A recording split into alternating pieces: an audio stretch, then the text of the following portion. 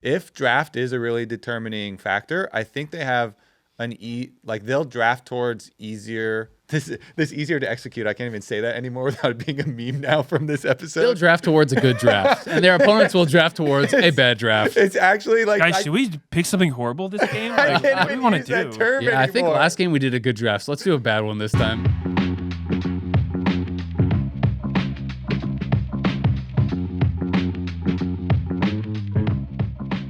Hello and welcome back to The Dive, driven by Kia, Season 9, Episode 29. First off, join us on Friday. LTA starts on Friday. It's a Super Week. Super Weeks are back, baby. Are you super excited for the Super Week to start on Super Friday? Of course, 50% more LTA. Love it. Yeah, so it's going to be Friday, Saturday, and Sunday. It's not going to be off any of those days or anything like that. So it's just the one additional day. So this Friday. And the start time is the same, right? It is the 1 p.m. PST, as far as I know. So it is going to be an extra day of LTA this week. And we're going to have a lot of good matchups. But before we get into all that, there's actually been a lot of pretty interesting interviews that have come out this last week or two, which I've really been enjoying. So shout out to Nayman or Nayman and Sheep Esports did some pretty good interviews and got some kind of like interesting quotes that made me want to read them. A couple of them about Dignitas. Obviously, there's been like a lot of negativity about Dignitas. They got eliminated. There's a lot of talk about it. You know, Surdy got replaced, etc. And Surdy did a long interview with Sheep Esports that is pretty good. You can go check it out if you want. But one of the kind of quotes from it that is kind of crazy is basically he was saying he was kind of trying to be like happy and upbeat when things were going bad. And he literally got told, like, don't be happy. That's crazy. Which is be sad, basically. Yeah, I think what I took from that is that it's basically like, oh, you can't be happy. We're not doing well. You know what I mean? That was like the Niski thing. Yeah. It was like, why are you smiling after a loss, dude? Like, you should feel horrible and look upset and stuff. I don't think that makes any sense. No, I think that's crazy. Good vibes for a team-based game where you're spending all of your time together. I feel like always just helps so much. So like you're not serious if you're not depressed thing to me is always crazy. It's just the environment just sounds so bad. He talked a lot about how the players didn't even talk to each other outside of scrims. Like no one's talking to each other. Everyone's depressed. Damn. He was saying that he was just going to the gym by himself. No one wants to do anything together. And that he was asking the team, like, oh, hey, can we like do an escape room together? Can we do something to try to like, get some team bonding or something? And I guess there was just kind of nothing happening. Dude, poor Photon. Didn't he have some he had really rough experience in EU, like similarly, where he seems good watching him, and then he comes into these completely doomed situations. Yeah. Like I don't think it was possible for him to succeed on a team based on what he's saying. It's like it sounded like the exact opposite of what you want in a team, Yeah. That is concerning when you hear that, because I feel like if the team doesn't like each other and stuff, that's what the coaching staff and everyone in the org should be doing, right? It's like team bonding. Yeah, team bonding. Like try to find some way for people to get to know and like each other as people. Because I swear that if you're on a team where people don't get along at all as players, like I don't know, I don't think you're gonna do well. No. Ever. Maybe someone has an example of like a super team. Like, wasn't there some stuff in basketball about like some star players that hated each other, but like they still won? But I don't think that works in league, because it's like for league, if you're on a pro team together, you're spending almost every hour of every day together. And so you should like each other as people. That'll help a lot. And it makes it easier to solve problems, right? It's like, someone's having a bad time in lane or whatever, and if you like them, they're your friend, you'll probably be thinking, oh, okay, how can we help them get better? But if you just hate everyone, you're just sitting there like fuming, like, oh man, like we're never going to win with this guy. So that sounds doomed. I feel bad for Photon. Did not seem like they had much of a chance. I mean, it's even super basic, and it's true in even like corporate America. Any sort of job that you ever have, there's always studies that are like, wow, the productivity of the workers actually goes up when there's a good work experience for them, and they're happier. So like, it's not even. I think it's even more true for team-based games like this, but it's even true in just basic work and life Yeah, I know, absolutely. I mean, it's really, really rough. And Sturdy goes on in this interview to say that he went to his manager and he said, if nothing changes, I'm not going to be able to play better in split 3. Like, I can't play in this environment. Like, I want, something needs to change. And he says, so they dropped him after that. Basically, nothing's going to change. You're gone, kind of thing. So that's pretty brutal, and it's rough, and for someone who is a rookie or whatever to be coming in and that's like their kind of debut environment, right? That's really, really tough. Obviously it was nice that he got to go to Lion. We'll talk about those games. Obviously they got upset, but I do think he showed a lot better play even in a short time on Lion. And then Photon, who you'd been talking about, also gave an interview. This one was with NA Men, and he's just talking about how the team environment was really depressed and really toxic. Like they're kind of like flaming each other and being mean to each other and stuff. And he straight up says, this is kind of like the headline quote: individually and as people, I don't think these 5 players and coaches are a good fit, basically. Which, it's very honest, right?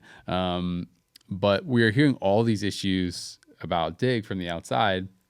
And then you have XU talking about Dig and calling out people by name on broadcast. And we have, like Darkwings and all these people, like pretty much all these people who are ex-Dig seem to have issues with Dig. And I feel like at this point, it was clearly they need to change something. Because if you're not going to be able to actually change something, how can you really move forward in a positive way?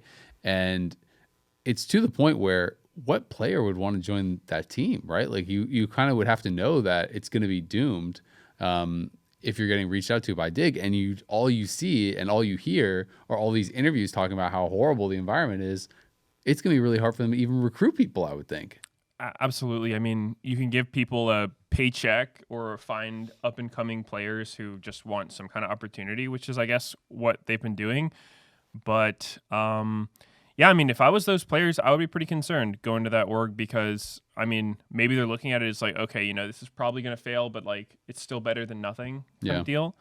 But I don't know. I think that for any team that's struggling really hard, like Dig, DSG kind of, but I guess they've found some kind of momentum. But I always would think that the best way to make a new team from scratch like that would be to like try to take groups of players, like a tier 2 team or whatever, and start from there, because I think having like chemistry within the team is really, really important, and it'll make you grow and learn faster. Because if you just take like, 5 random players that don't know each other, might not even respect each other, and try to make them work together, and then you're going up against, teams like FlyQuest, C9, Liquid, whatever, who have been good teams for a long time, it's like you're not going to win. You're just not. And then you're going to have to deal with losing constantly on stage. That feels terrible.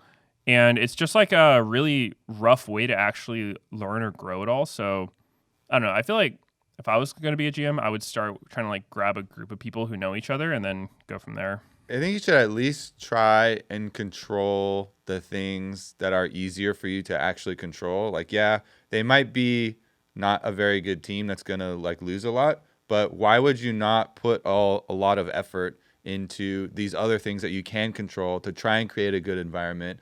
And at least, give yourself the chance to be able to recruit players, like you're saying, because like if you're gonna be the a losing team, and then you're also gonna have a terrible work environment for people, then like what are you focusing on? Like I think something definitely has to happen. That's a good question.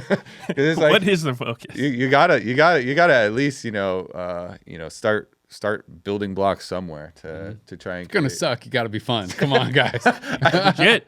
I mean, you got like, of course you're like practicing and everything, and I'm sure they're working hard on some things, but the stuff that is coming out is lots of negative views of like almost every player that has been on this team.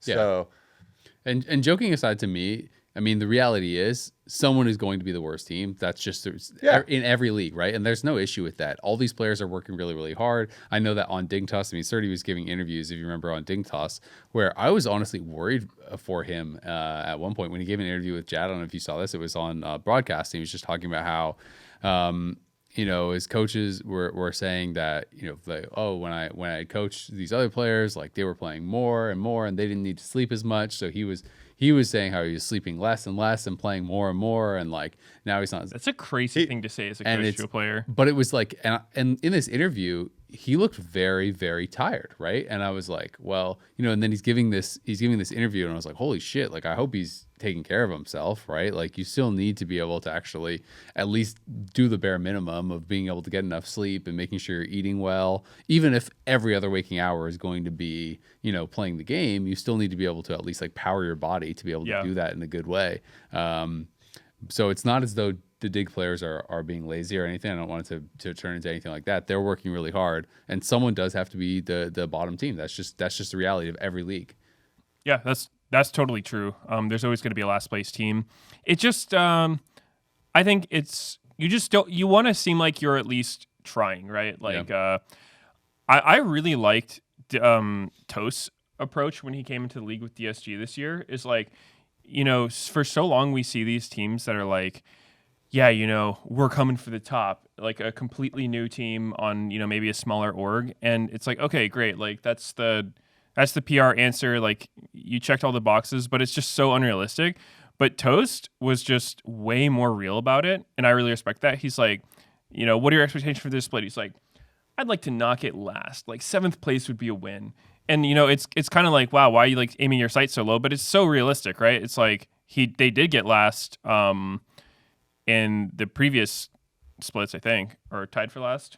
But this split, they're improving. So I think that approach of coming in with real expectations and just trying to build something is so much better. And so that's what I would like to see from, whatever team is in last place, being like, not just depressed, everyone hating each other and like just having a horrible time, but be like, a team that's trying to build something, because you can be last place but still look competitive, right? It's like you could lose your games but have competitive close games, and then it's just like, some stuff's going wrong, maybe you're missing some parts of your teamwork and you can build on it. So yeah, I think that would be good. And that's a very good comparison, because even at the very least, like we would make a lot of jokes about how DSG are the worst team and how they're been doing terrible, but their players were still happier. Like Abadaga and Scary Jerry came out and like when we were playing volleyball, they're like, yeah, we're getting our ass beat, but like they had won they had won the single game. And they're like, woo, we won, we won our first single game ever, whatever. And so they were joking like, yeah, that's why they let us out, so we can go play volleyball out for one day. I mean, you chose some interesting players because they really let those two out afterwards. Yeah, I mean, but the point is like, during even the time where DSG were the last place team, Scary Jerry is on stage. He's giving interviews where he's like, yeah, we're actually really close to, being good, and I could be better than Yone, and not that, like basically the we can do it attitude.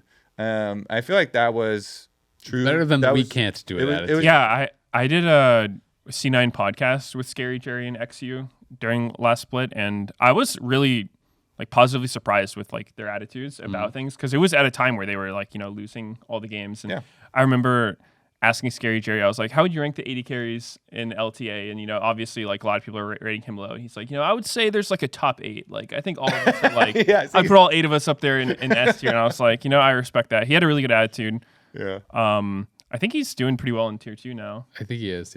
So that's the kind of thing I want to see from a lower place team. Yeah, exactly. Because we have this like side by side basically, because it was just last split, right? DSG were the bottom, and so we're kind of directly comparing what it looks like when they were versus what it looks like here for Dig. So hopefully, some constructive criticism for Dignitas, because they're getting a lot of criticism. Yeah.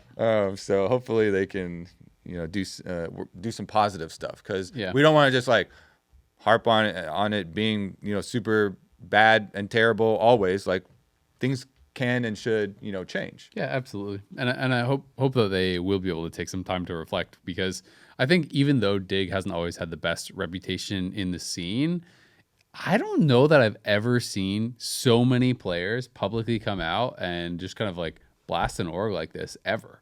This is a bunch of different players, a bunch of different interviews. If you're the people that are running this org, if you're the people that are funding this org, that has got to be a pretty big wake-up call of it's like, okay, it's not just this one guy that just didn't get along with people, so he's flaming our org. It's all of these ex-players, and it's your newest current player. Right? Like it's the star player that you just signed. It's Photon. So I definitely think it should be a pretty big wake-up call for them. Hopefully they can improve the environment, and try to get the ship going in the right direction for next year. They'll have some time off, obviously, to work on those things. I also thought Spawn gave a pretty honest and interesting interview with NA Men. And credit to all the people doing these interviews, because I have really enjoyed all the NA Men interviews. But where a lot of times, people have that kind of, I don't know, that idea of what a coach interview is or what a player interview is, that's super PR, and it's just going to say we're working hard and we're almost there and we're going to do it, and they don't really give any definitive answers on anything. I thought it was a pretty refreshing interview, and not that I'm surprised that Spawn gave this kind, because that's just kind of the guy he is. But he was talking about how Impact is just not mechanically in the form that he needs to be in. Just straight up saying that in the interview. And he says, every day they're coming in, they're working on one-on-ones, they're really focusing on his lane matchups, they're really focusing on trying to nail the first 8 minutes of the game. He talked about APA and how APA's struggles are different, and for him it's not mechanically. He thinks mechanically he's playing really, really well, but that it's more about how him and Yuji work together. And he also talked on Pros about this, where he was saying, with Umti, it was like Umti was the one that was kind of the driving force, and he is the one kind of guiding the ship, so to speak, for APA. And now with Yuji coming in, APA kind of has to be the one doing that. So that's been more his challenge. So I do think it's fun hearing kind of these like honest takes on it. He also talked on Pros, which I thought was really interesting, about how, okay, they're going to be playing against like 100 Thieves, and what did they do in the past that always allowed them to beat them? Because people talk about how it's a good matchup for TL because they're this controlled team and they can beat the like crazy team. And he's saying they went back and they were looking at all the early games, and it was like up 2K, up 2K, up 2K, up 2K. Like they were just always beating them in the early game, and then they, even with that, 100 Thieves was really good team fighting, so they could still lose some team fights sometimes. And he was saying now he went back and him and Core were looking through their scrims, and it was like every game after the laning phase, down 2K, down 2K, down. It's just like talking about how their early game has just gotten so much worse. So it's like you're playing 4,000 gold behind where you used to be, right? Because they used to be at a 2K advantage, and now they're at a 2K deficit. So it's definitely been fun reading through these and getting some of the kind of honest insights on it. And huge recommendation on the newest Pros episode. If you guys haven't watched it, it's all coaches. It's Enero, Demonte, Golden Glue, and Spawn. And it was fantastic to listen to. I mean, that one has to be. All of those guys are good friends outside the game also. So I think it's my favorite. It's definitely my favorite episode in a long time. I don't know if it's my favorite. I think it was my favorite one episode ever, of all time, probably. But you left out the funniest story that Spawn talked about, that he talked about at the end, because he told us backstage as well, because when we were talking about his coach reactions, but he was talking about his water bottle slam, when we showed the coach reactions and got a lot of like reaction to that one, and he was like, you know what? Because their coaches are listening to the comms the whole time too. Yep. And you remember the TL game where we were talking about it last week on the episode. It was the APA game where he was super far ahead on Ziggs, and like they were about to win the game. And then he goes for his recall, and they kill him on the recall, and then they end up losing that game. And we're like, well, if you can't win the games where APA is on Ziggs super fed, and you can't win the games where Yone is 3K gold ahead, then what games are TL going to win? And so he gave insight about what he was listening to and what happened during that game. Yep. And he was like, yeah, I was listening to the comms and stuff, and like I wasn't even mad at the time when we threw, but then I heard APA afterwards say, oh, I guess I was on vision. And that's when Spawn like lost it, like smashed his water bottle on the table and stuff, because he was like, yes, you had the eyeballs like right above your head, like we knew you were on vision. It was just like that one just like sent him off. Was really funny. And his like backstory as well, why he now smashes a water bottle instead of punching stuff because he has hurt his hand in the past from punching. Good tables. adaptation there. So There you that's a Evolution safety, of safety raging. First. Yeah, Yep. safety first. If you're gonna rage, then have a buffer.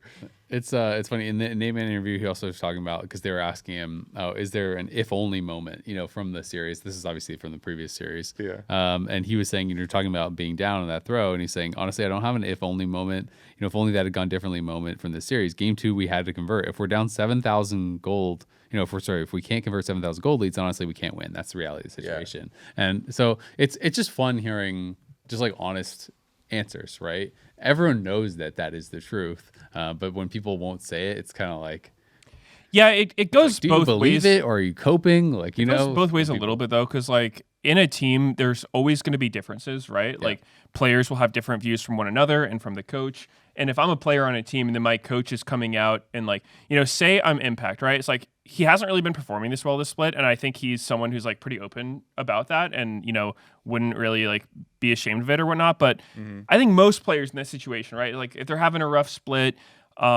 he is the kind of guy who's very like resourceless, right? That's been him his entire career. Doesn't really like ask for ganks, wants to just sort of like take on the burden. He'll roam to help his team, whatever.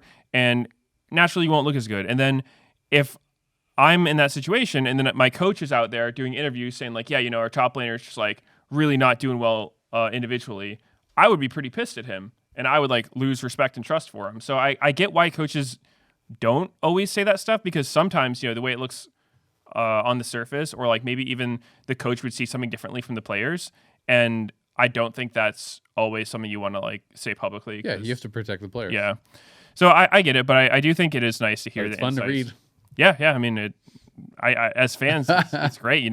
We want all the juicy drama, but I totally get it from the team's perspective why like it is mostly like really PR answers, because it can be super damaging to the team when something like that comes out. Totally. And in this instance, since everyone has been so locked in on Impact, I also think it would be kind of hard to PR wash off like the individual performance. And so, like you said, since Impact also publicly was talking about it too, about how he's not performing as well as he wants to be like, yeah, we are working on the first 8 minutes. We are working on our mechanics. On pros, he used the term our mouse and keyboard. We have mouse and keyboard problems, not not brain issues. He said how Impact sees the game is like crystal clear.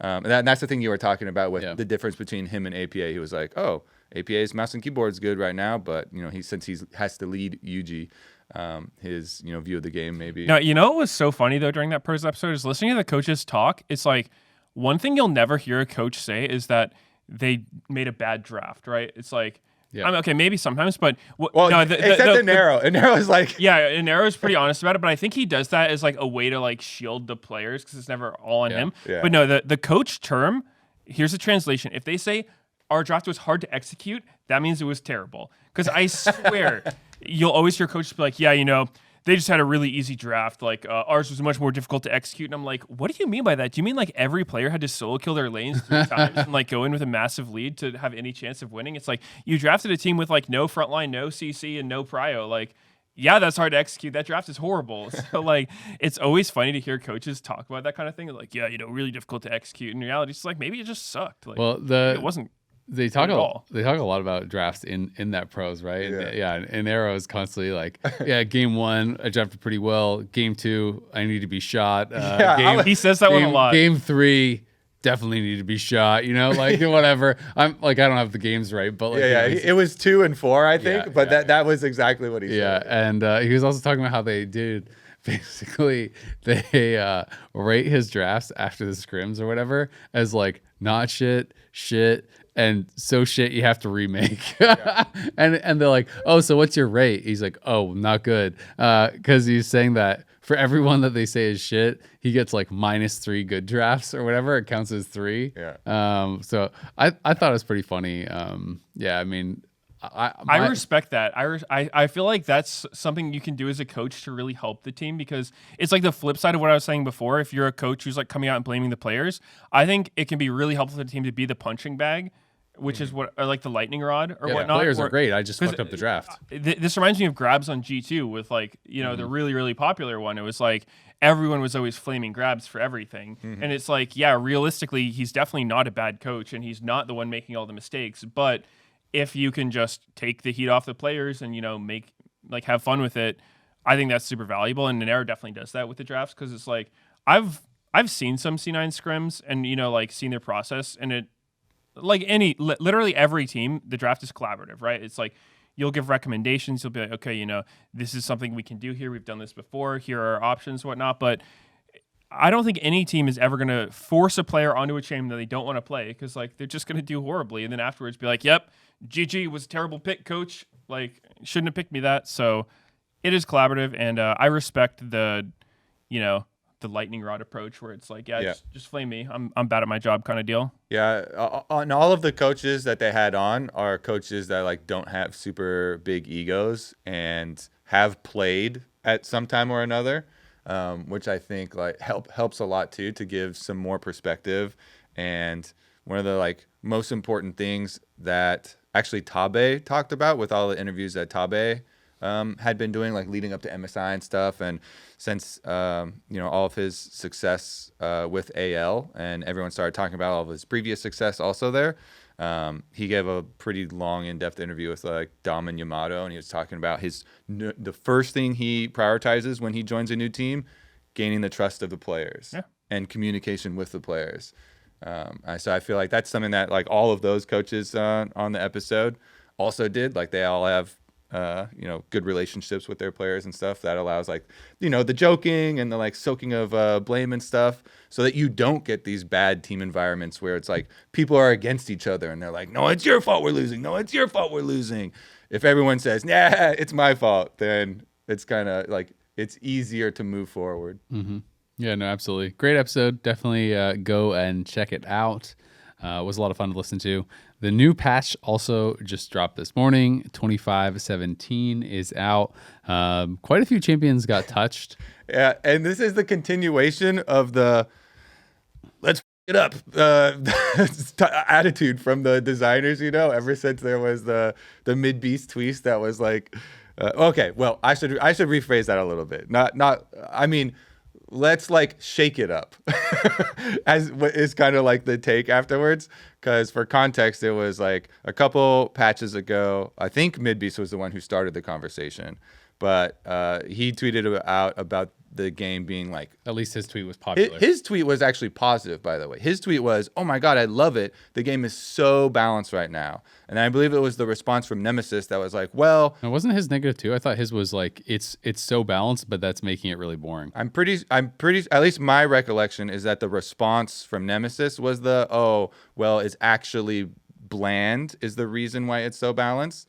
But that is the conversation that got started, was that the game, then there was like kind of a couple sides of it where people were like, oh yeah, it is very balanced, but then there became a pretty big conversation about it being he says, bland. I hate to say it, but League is possibly too balanced. I miss broken Brainrod builds. I miss building 5 Black Cleavers. I miss 99% ban rate cast in. I'm advocating for the Riot unbalanced team. Yeah. Okay. So too balanced. Yeah. So it does have that like the criticism tone already from the beginning then. Yeah. And I think Nemesis added onto it.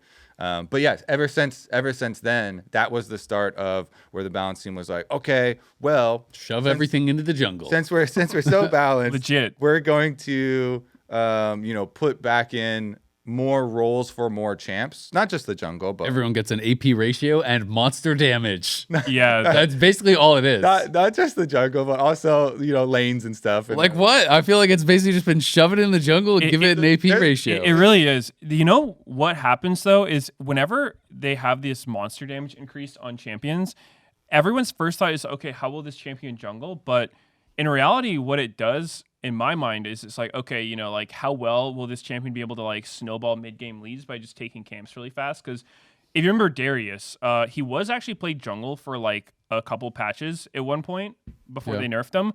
But before that, what he was doing was like, okay, Darius, everyone who's played League, especially if you lane top, knows how snowbally this champ is, right? And the games where Darius starts snowballing, at like level 6 or something, he could just walk into the enemy jungle and just full clear like everything on like the second blue buff respawn. I would walk into my jungle and I would either get ran down by a ghost fed Darius. Yeah, just or 1v1 the Darius. Or he's taking all three of my camps with like nothing I can do about it. And as a jungle, that's really tilting when a laner is just counter jungling you. Because then it's like, okay, I can't even gank that lane now because I have nothing to do afterwards, right? It's like all my camps on that side are gone. So GG. So that is usually what I think of first. It's like, Set's getting more monster damage, so he's going to be better at like, push his lane and go. And take he's already a lane probes bully or something. Yeah. So I don't know. I don't have a super strong opinion about it. I think some people are talking about Vayne jungle, which I mean we'll probably see some of, but I think most of them it's like, there's probably a reason this champion's not played jungle. Except, I mean, there are the cases with like Morgana, Zyra, where they just full clear before 3 minutes or something, and then they're just picked because they're so OP at clearing, which I'm not a huge fan of, but it does happen. Anyway, though, I do think it's interesting to give champs like, different options for how they want to play or put them in different roles and stuff like that. So I think it's cool. Yeah, like the lane Kayn or like the AD Mordekaiser and stuff like that. Mm-hmm. I actually do think that it is fun and cool as long as it's not turbo overtuned. If something weird like that ends up being the primary role and like build for the champion, that's when it feels like really, strange and off. But I generally do like more like build options and stuff like that. Like you're saying though, as far as if you're just slapping on monster damage buffs, what happens is even if they don't clear your whole jungle, a top lane Darius will just take Krugs on his way back to top lane, and it just makes him better as a top laner. Qiyana is, to me, like the one that I first mentioned for the last patch. That was like, holy moly, this is going to be crazy. Because Qiyana right now is one of the highest win rate mid laners. And so the buffs have helped her there and is now a super playable flex champion for jungle, very good in jungle, and by the way, did already get used in pro. Really? I believe it was Kanavi, one of the ones that I at least saw already. So Qiyana, I feel like, is definitely an exciting champion, and since we haven't seen her in pro in a very long time, I'm actually like, okay, cool, it'll be fine, and when we get a little bit of it, but I think already she could be a problem for solo queue. Yeah. But yeah, as far as these other ones, I'm not worried about any of the ones on this current patch that are getting released right now, because like set maybe could be cool, but like if Vayne is the best range jungler, then like what is Kindred? So I feel like the range when they're putting 80 carries into the jungle, it should always be like by the scale of Kindred. If Kindred is not the best marksman jungler, then like what are we even doing with our lives? Nilah, I saw a Shapeshift post that you can do. It was like a 305 clear with 2 smites. Yeah, because they increase the splash damage. And if you're 2 smiting your first clear, that's a little fake, but it is still, like it would be like what is that? Yeah, 310. A smite is roughly like 5 seconds off your clear. The Vayne one is a little concerning to me though, because like I don't expect her to be a jungle, but Vayne has always had this very, very weird play pattern where like she's either played as an AD carry who scales extremely hard and just like you can't tank her. Ever since the Silver Bolt nerf, it's not as bad, but before it was like, for literally years and years, I would hate playing against Vayne because it's like, okay, no matter what bruiser or tank I'm playing, I will die in 6 autos. Like 2 Silver Bolt procs and I'm dead, and there's 0 chance of fighting her back because she's like extremely fast, knocks you back, whatever, goes invisible. But her weakness has always been that she has 0 wave clear, right? It's like she's not worth playing because you just push her in and she has no response to it at all. If you build like static Shiv or Hurricane, it's just like too terrible on her. So she just pretty much has to live with no wave clear. But if she's able to jungle, then that completely takes that problem away from her. And, she could be really strong in that role, especially like if I'm playing any bruiser jungler and I walk into the river and, there's a Vayne, like, and I'm just going to get killed. So I really hope she doesn't find a place as a jungler. But you know what? If I had a pitch to the balance team for Vayne, I've pitched this one on my co-stream a few times, but here's what I would do to her. Because like her problem is wave clear, right? I would give her E like a Lee Sin ult effect that like if you condemn a minion through other minions, it like does damage to them. Because I think that'd be kind of cool. It'd be like, give her the option of wave Sion E. clear. Yeah, And yeah. E or It's like Mundo E, give her the basically. option of wave clear, but it takes away her safety. Because if you're Eing the wave, then like someone can just jump you, kind of like a fizz E type of deal. Yeah. I think that'd be cool, but that's kind of a tangent. I think that's a cool idea. My kind of, I don't know, my question or I don't know if I want to say issue, but that idea about some of these jungle changes is kind of similar to something that you touched on with Vayne, where your weakness is supposed to be, you said wave clear, but basically means bad laning phase, right? And I feel like that's kind of the same with Kiana and even with Zed jungle and with some of these assassins and stuff like Talon and whatnot. It's like a lot of these champions just struggle in the 1v1, which is kind of why they're not picked.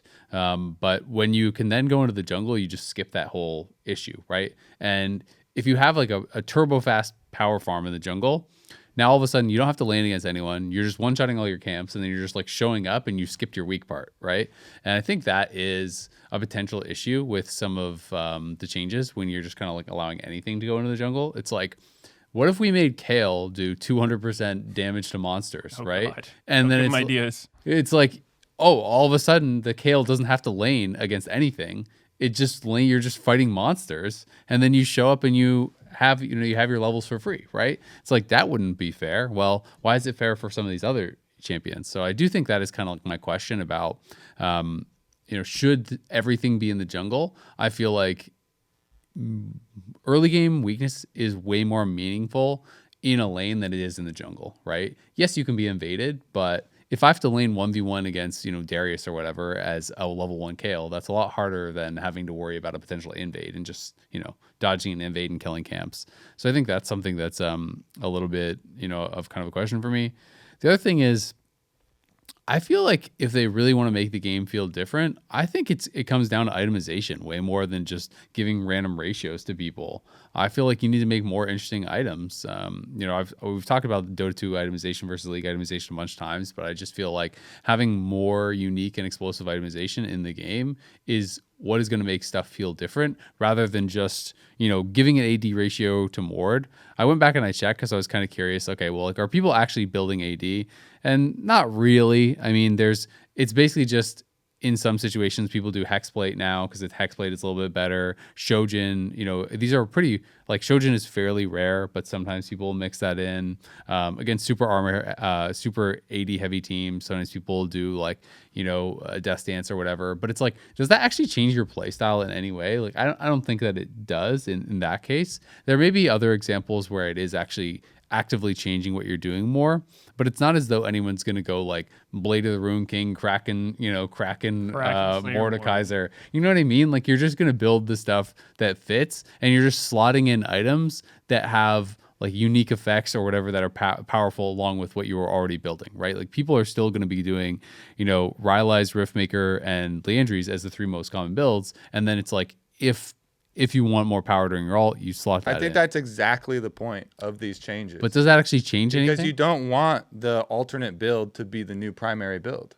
Yeah, I just think that if the goal is then to shake up the game, I don't think it does anything. I think it just adds an option of if you want to be able to use Hexplate, then now you can use Hexplate as an option. Again, I don't think they're trying to completely change the identity of a lot of these champions. That's why the changes are, for the most part, pretty small for a lot of the ratios and stuff that they're doing. And I think that is the better way to go about it, Yeah, with the Mord one, to me, I kind of got the impression that it was like he plays as a juggernaut, right?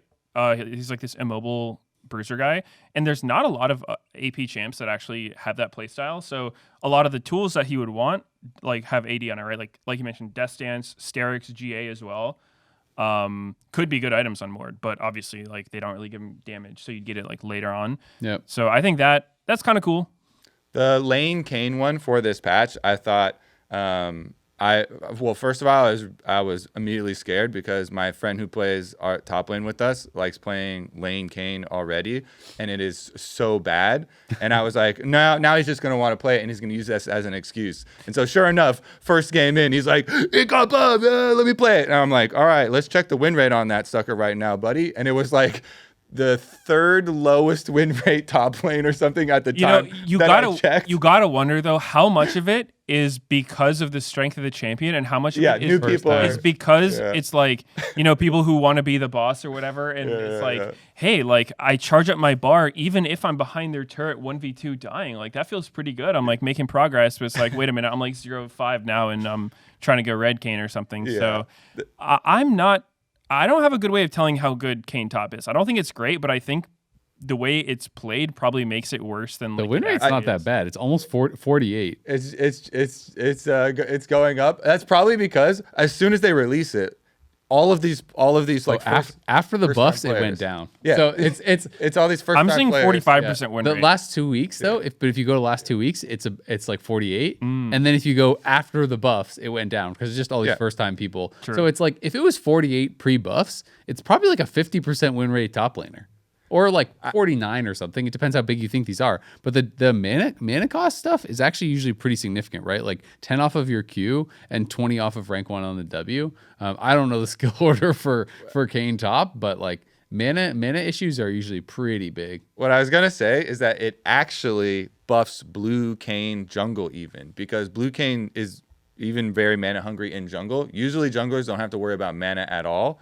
But sometimes, especially when I'm fed, and you're trying to cruise around all over the place on blue Kayn, I do think it is like a little maybe unintentional buff there, because usually mana is like pretty much the only for laning, but nice little side buff there as well. So I don't know. I think there's like super big ramifications of this patch. I like the like meta nerfs of Rumble and Gwen, taking those down a little bit. I think possibly the biggest thing for solo queue is going to be like Profane Hydra, big buff as far as cost reduction, because I don't know if I'm just mega tunnel visioned on how good Qiyana is, because I think she is S tier jungle and S tier mid, but Profane Hydra buff and Axiom Arc buff, a couple lethality items there. Axiom Arc's not used very much, but Profane Hydra definitely is on a lot of these champions that they have been looking at recently. The Hydra buff is actually massive. It's like 350 gold off or something. Like that's a lot. Yeah, it's a much earlier power spike for what, admittedly to me, I love active items, and so it's a fun one to use, but it's not really a fun one to have it used on you, because it is extra burst damage on burst assassins, which is something that they have like tried to like theoretically attack previously. They're like, okay, we're gonna make more assassins have these mechanics where it's like delayed and it's about movement and stuff like that.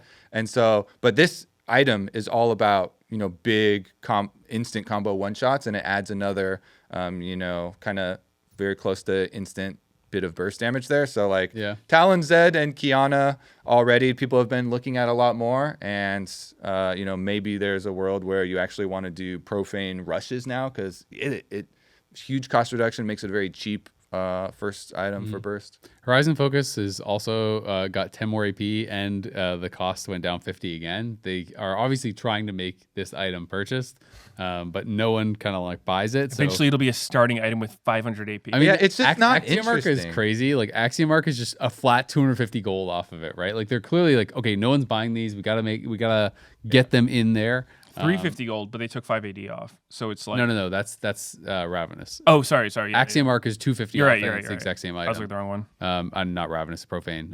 But Horizon Focus. I mean, 125 flat AP is a lot now. It is. Yeah. But it's just not an interesting item. Like, okay, so they're adjusting the gold cost and the raw ability power that's on it. Okay, but the unique thing that it does, the hyper shot thing, I mean, it's just not super interesting, I guess. It just gives you the vision, the hyper shot. Yep. And so I'm like, well, every other like big ticket AP item has like a real, I want this because of this in my game. You're like, I got to get Zhonya's right now, or like I got to get Deathcap to multiply everything else. Or like I think Deathcap is the best comparison, because Deathcap doesn't actually do anything, right? Deathcap is just like power, and I feel like this is just power. So if at a certain point it's going to get buffed enough that it is just better to buy than Death Cap, at least at maybe not in your full build, but at some point it will, right? Because I think to your point, a lot of these other ones do have these unique items. It's like Ludens has the proc, Shadowflame has these crits, Storm Surge has a proc, like Zonia's is this defensive thing, Archangels is this defensive thing. Like there's things that you're getting, Leandry's burn or whatever. There's all these different things. This is just basically the unique thing is the vision. Yeah. But I feel like people don't really play around that much. It's hard to play around. The interesting thing I think about it though is I feel like people have pretty widely differing opinions on how strong it is or isn't. Because I know I've seen some debates where people are talking about how Hypershot is actually like mega powerful and people just don't understand it. And then other people are saying it's completely useless. So I just never buy Horizon Focus on anything I play, to be honest with you. So maybe I'm underestimating it or not thinking about it. But I tend to look at this item like you do, where it's just like, it's not about the proc, it's just about the stats, right? And if the stats are good enough, I'll buy it. But it is, dealing an ability damage to champions at 600 range or greater reveals them for 6 seconds. And then when Hypershot is triggered, exactly, all enemy champions within 1400 range of them. So, I mean, part of the argument is, it should be good for like clearing out brushes and stuff like that, right? You're approaching a dragon and you don't have vision. You hit their Braum in the bush and now all of a sudden you see where everyone is over by the dragon or whatever, right? Like that's the idea, which does sound powerful, but I guess the question is, who can you fit this on realistically that it is worth that trade-off, right? Yeah, That does sound powerful in the right situation. Yeah, it does. Like, I think it has a pretty nice build path too, where like you can pretty much always get components for it. And then I think it like shares the double Fiendish, which I think is like shared build path with a Crit Bloom. So you could start building it, and then if like you're mad behind or they get really tanky, you could like switch it up and get Crit Bloom instead. So I don't think it's a terrible item. I think usually it's like kind of competing with Cosmic Drive for a slot, and it's a lot more AP than Cosmic Drive, but I think usually you're getting it second. And I don't know, anytime you're playing a champ and like not getting any kind of defensive stat in your first 2 items feels a little bit worse, right? It's like Cosmic Drive is 350 health, 4% move speed, I think same haste, and also has a pretty good build path. So I think the champs that really want haste usually go toward Cosmic. And move speed too, because you get another move speed proc on Cosmic. That's super good. I also just kind of don't know when I think about this item, I think about like Xerath and Ziggs and stuff, because it's it has to be over 600 range. You have to hit them a thing, but it's like it's not that super high win rate even on those champions. So it just seems kind of so niche. Yeah, it's like the people I always think would want it is like range supports or something, like the mage supports that you don't really want on your team, like and stuff. Vel'Koz, Xerath, like Zyra, whatever. But then again, like they have so many other things competing for their gold because they don't have that much. It's like a lot of these champs want to burst you in a combo, so it's like, okay, why do you get this over Shadowflame? So we'll see. I mean, if they keep buffing the numbers enough, it'll just be like numerically better than all the alternatives. It'll hit a point where it just does more damage than Shadowflame because it has so much AP, or it's so cheap that you can't not buy it because the spike is so good, right? But yeah, if it remains that unpopular after, because they've buffed it / changed it a number of times, I feel like over the last couple months. So I feel like if this one doesn't work, then they probably just need to reinvestigate the passive and how to actually change that to make it more interesting for people. And they actually, part of their changes to it was to take stuff out of the passive, because it used to do more than just it used to be increased damage when you hit people at a certain distance, right? It's like that, or if you crowd control them, they get the damage amp too, which was like kind of an interesting niche for it. But yeah, I don't know. I mean, eventually, if buffed enough, it will be good. Yep. T1's World Skins also, they aren't out, I guess, but the previews for them or whatever are out. And honestly, I thought they looked really cool. I saw some pretty mixed stuff on Twitter. Some people were saying, it doesn't look like T1. It's not cool. I feel like expectations for stuff though are so crazy. I talk about this with World Skins, where maybe my expectations are too low or something, but like World Skins, World Songs, for World Songs, I feel like it's almost impossible to please people now, right? Like you can have these really cool songs with amazing music videos and people still seem disappointed.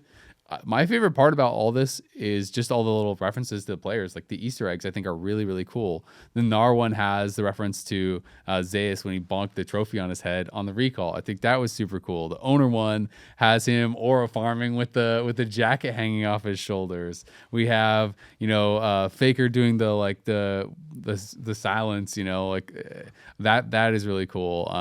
Gumayushi has the giant "It's good" croissant, and then Karia's is I don't know if there's like a specific reference, but like he like hooks the world's trophy and stuff. They all have cool things in them, and of course there's T1 icons kind of like built in on spells and so on. I thought they looked really cool. Yeah, I'm excited for these ones for sure. I like the aesthetic too. It's got like the spiky shoulders and whatnot. So yeah, solid skins. Gnar is throwing like a little spiky crown thing too. It's all the crown theme, and like I get when people are like, oh man, it's like not super duper obvious T1, but like there's a lot of T1 skins. So I can see why maybe they were thinking, all right, how are we going to do T1 in a different way if we're going to have to make, so many different ones? And so this like theme is like a lot more like black, and like edgy. There's probably at this point like more T1 skins than any other skin line.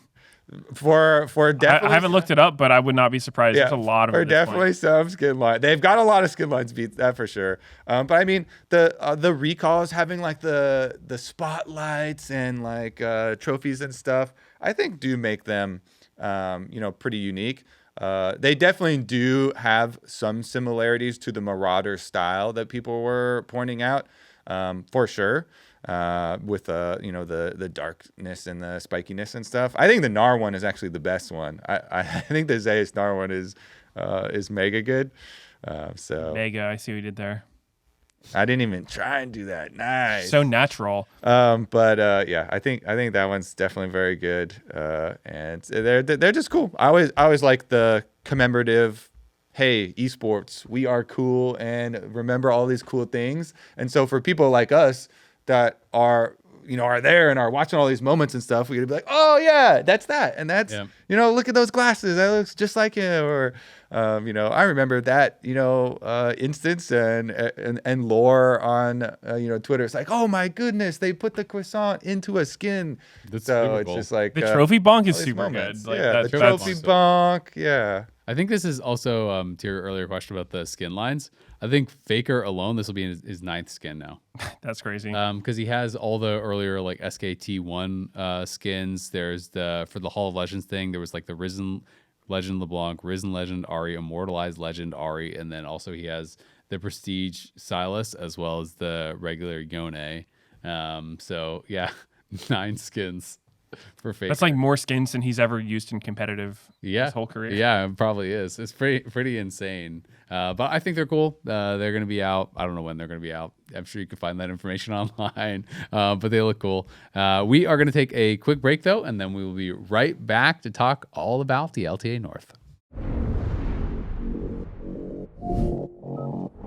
Ready, set, go!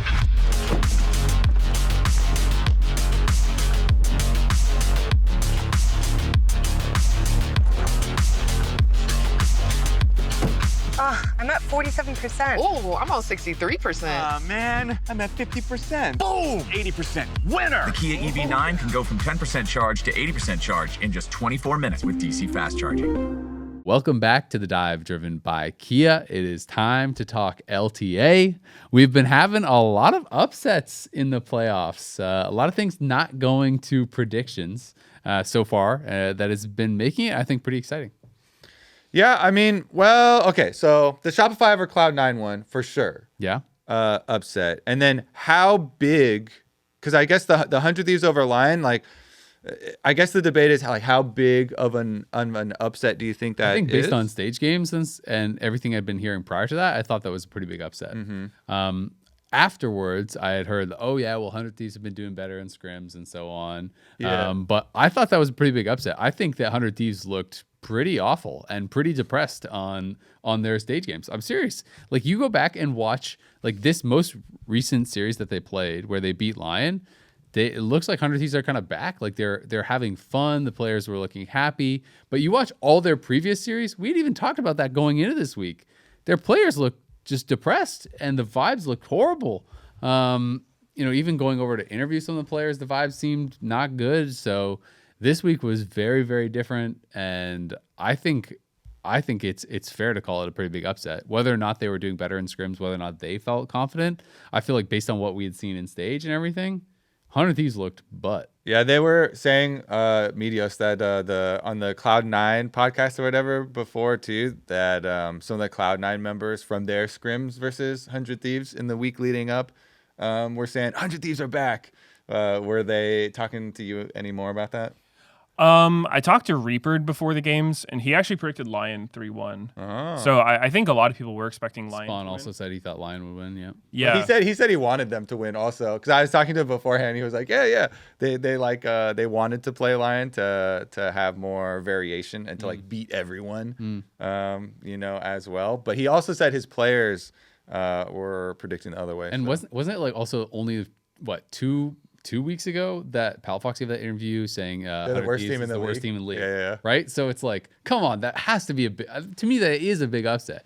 You can say the team improved, but still a big upset. Yeah, I mean, I had kind of written 100 Thieves off. I guess before they brought in Dhokla, and then they looked a little bit better with Dhokla, but still lost. You could tell he was rusty.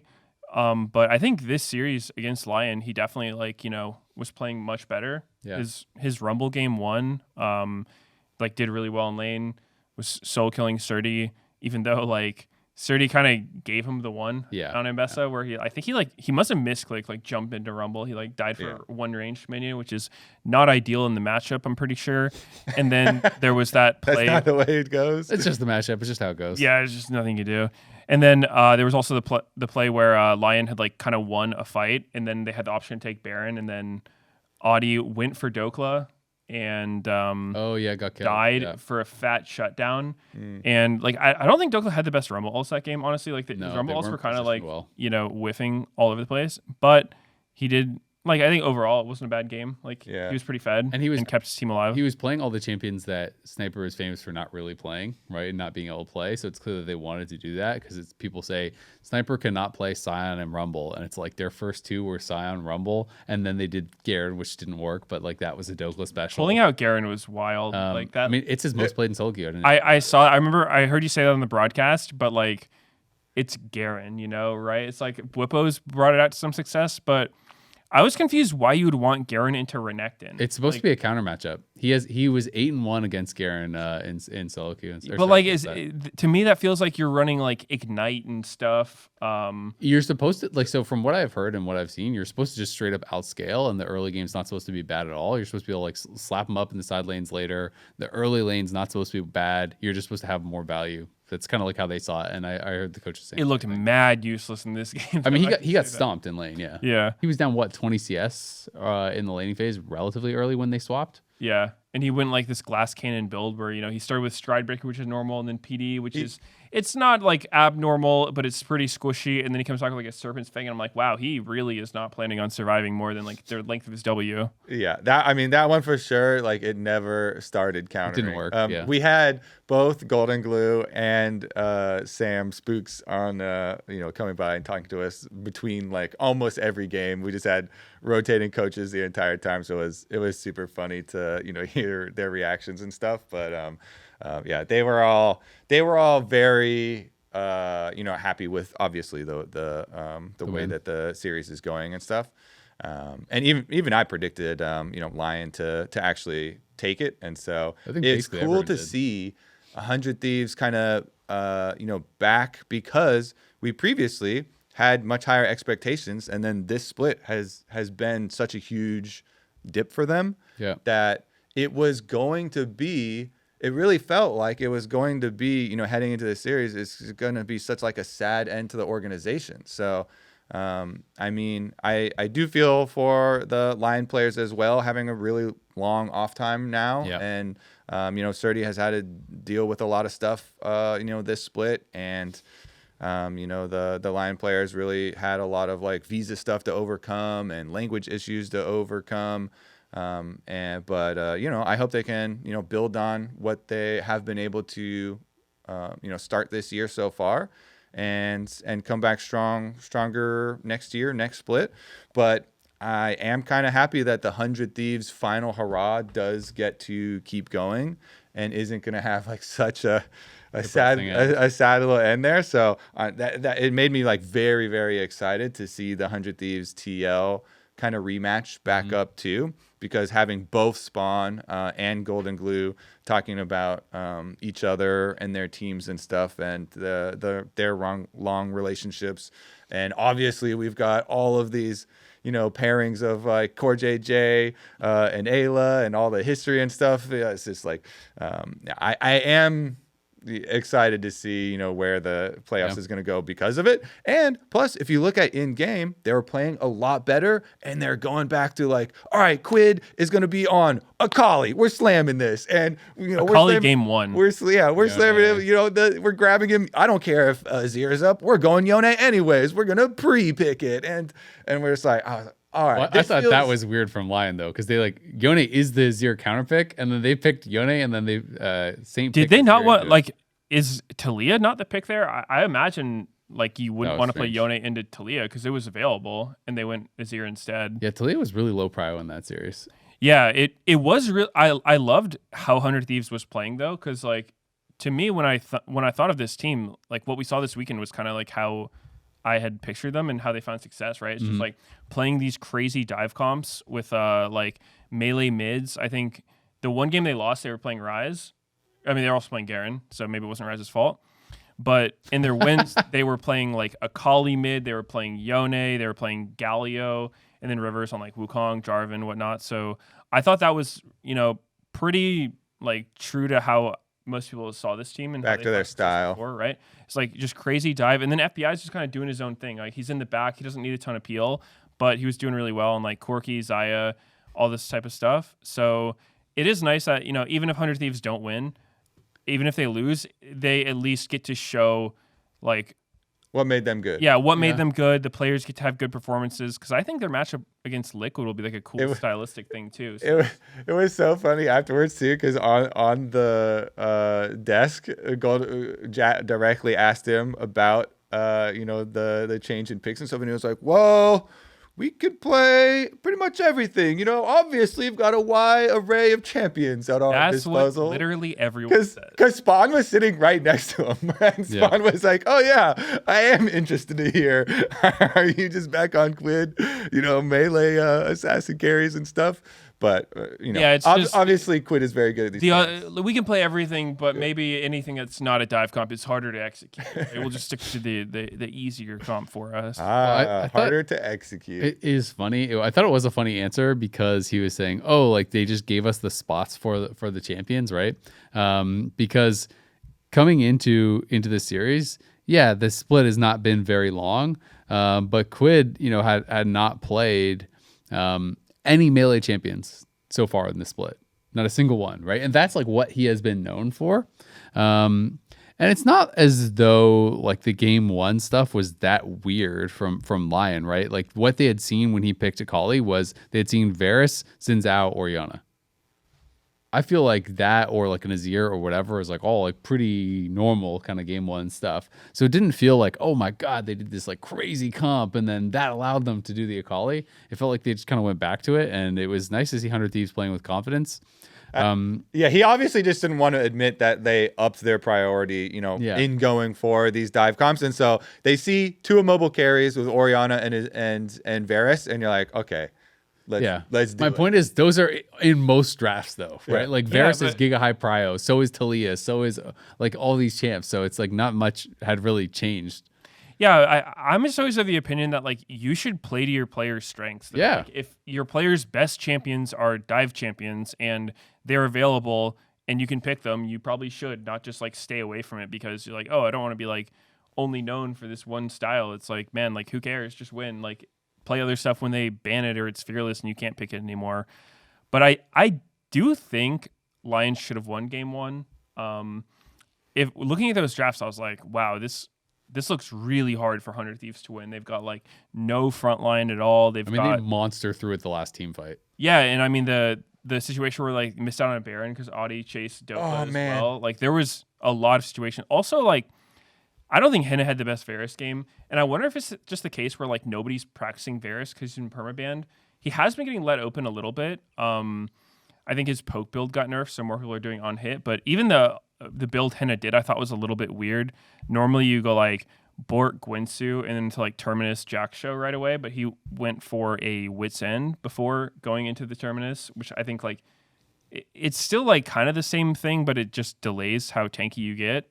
Well, I thought Wit's End made sense when it's double AP solo lanes though, to me, right? Because they were playing against Kali Rumble. Yeah, I get that, but I still think like if you just go Terminus, Jack Show, third, fourth, it like you're still probably just like you can just pick up Negatron Cloak earlier because it's not like you need the tenacity or whatnot. I mean, to me though, this game was obviously not to do with builds or anything. I don't know if you guys noticed in the last every Verisalt in the last a single one hit team fight. I think was I casting this series or was it on the desk? I can't remember, but I remember noticing this in the moment and thinking it was kind of insane. Like, so they were the game ended at the soul fight, right? Like they both had 3 dragons. They tried to go for soul. But the thing that I thought was insane was that when they're going for the dragon here, okay, all of LYON are fully stacked on top of each other. B, they use Shockwave and Arrow comboed with Smite just for the dragon. With all 5 members there running at you for a team fight.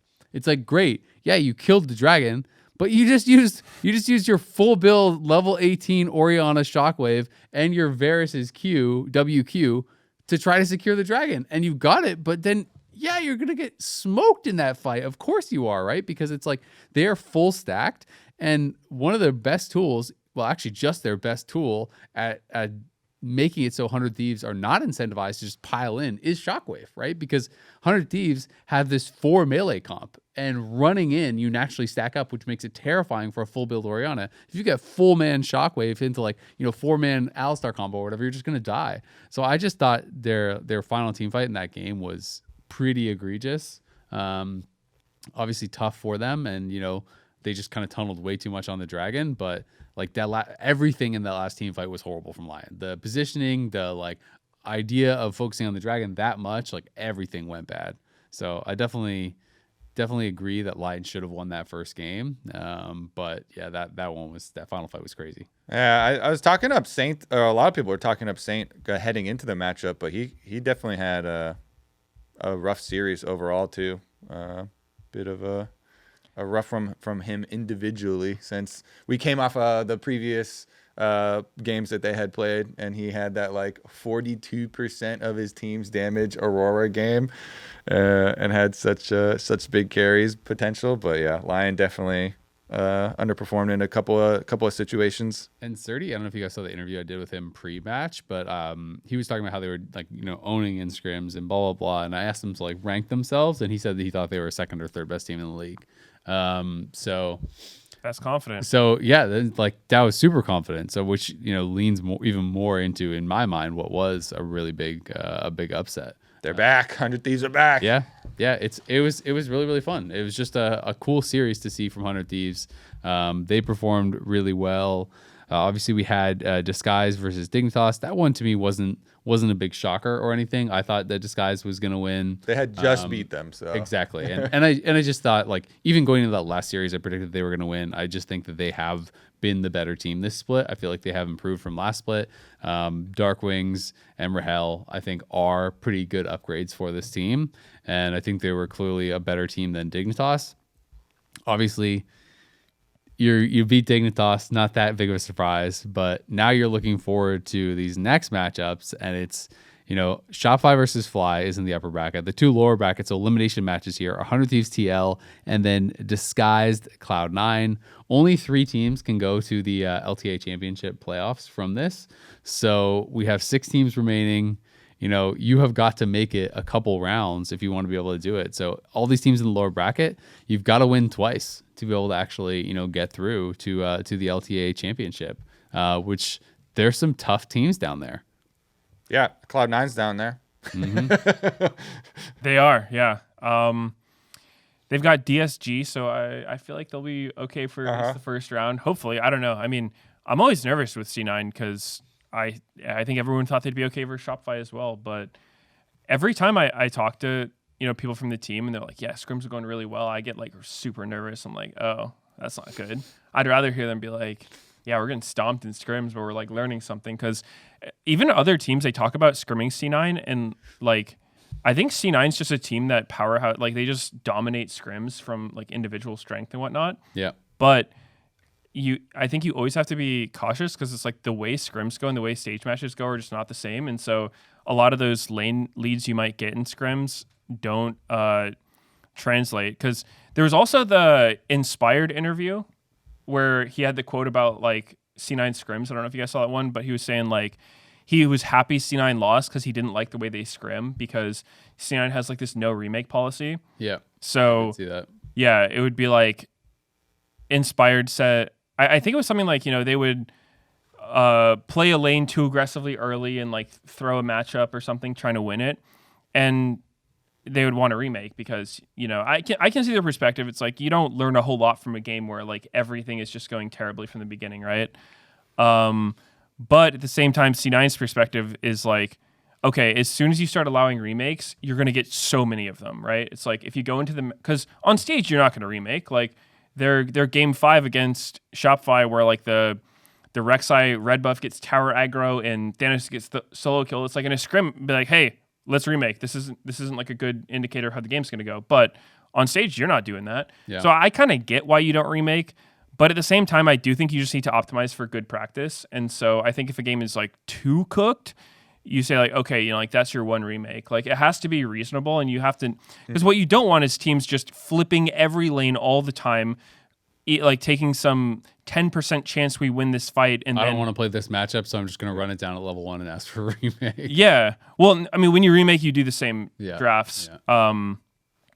But then there's also like it's not so much anymore, but before when there was like lane swaps where you would just blind swap and like try to mind game each other, it'd be like, oh, we didn't get the lane matches we wanted.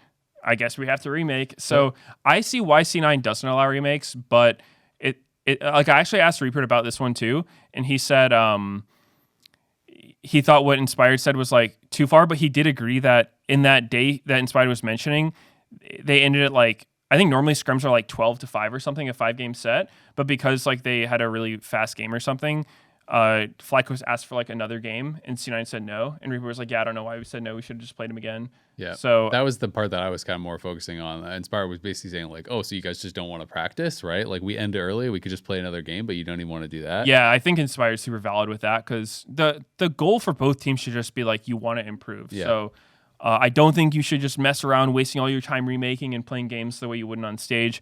But at the same time, it's like if you're just winning all your scrims by brute forcing lanes and then just doing whatever you want to win, and then you get on stage and teams are playing like way more safe and you have to do smart macro stuff, you're not practicing it if you're going into like every single game with huge gold leads and just winning objective fights. Because I do think that's the thing that C9's kind of like struggled with in some of the games. It's like how to react when you get contested on objectives. I think we talked about it before, but like,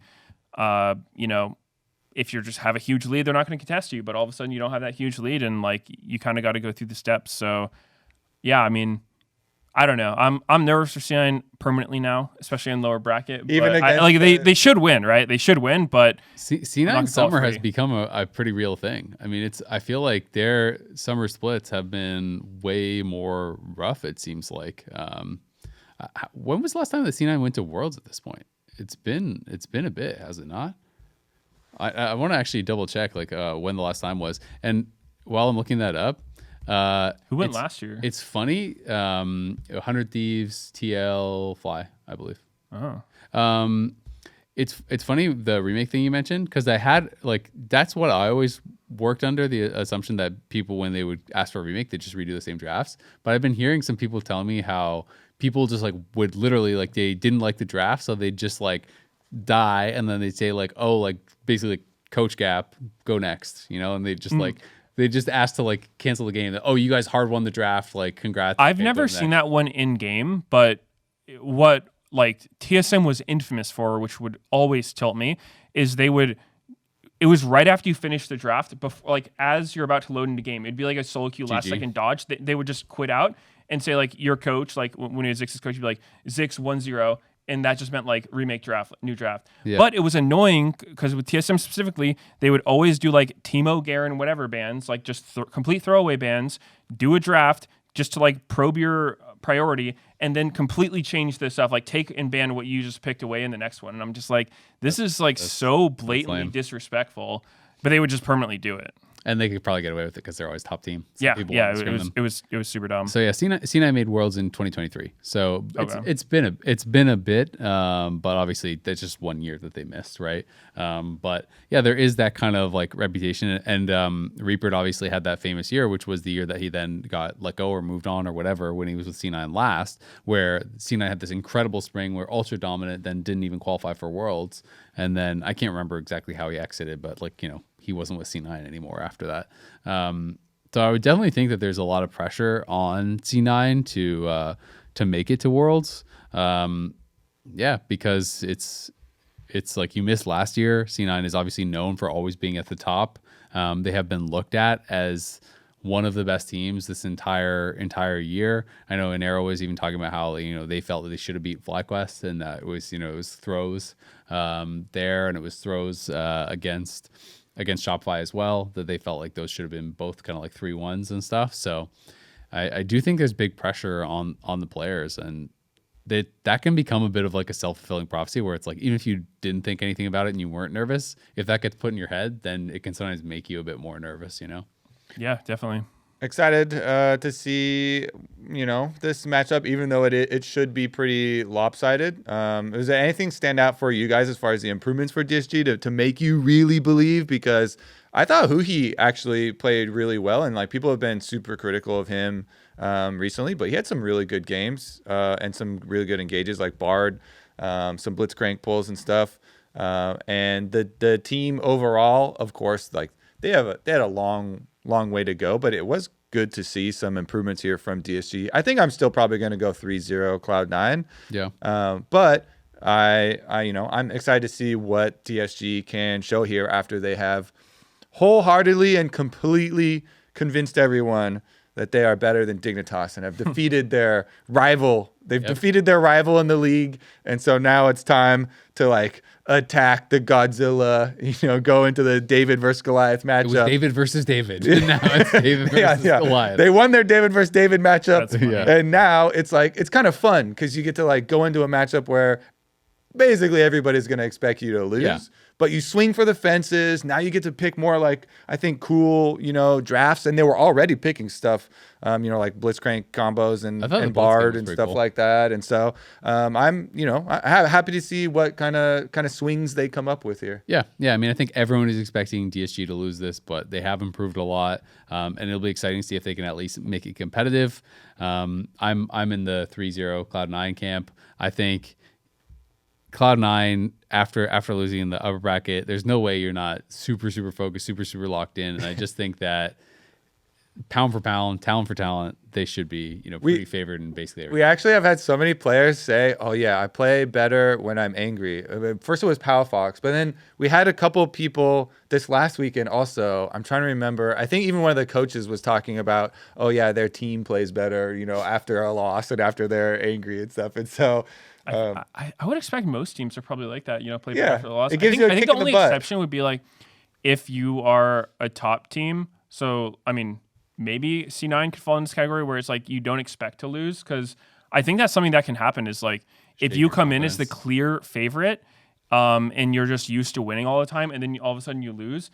It's another thing I talked to Reaper about, but he said that he's seen that happen before where like, say you think you're better than the other team, right? And then something goes wrong early, right? Like you get solo killed in the match where you're not supposed to.